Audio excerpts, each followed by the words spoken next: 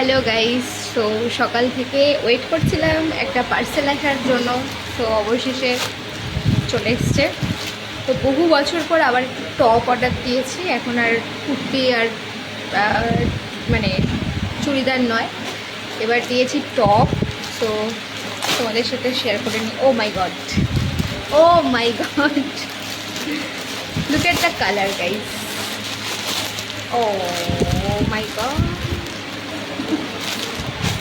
আজকে শুধু ও মাই গডই শুনবে তোমরা। এই টপটা একটা কোরিয়ান টপ, ঠিক আছে, আমার খুব পছন্দ হয়েছে।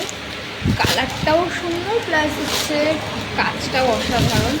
ও বাট এটা একদমই ছোট টাইপের, সো মাচ কিউট, খুবই ছোট।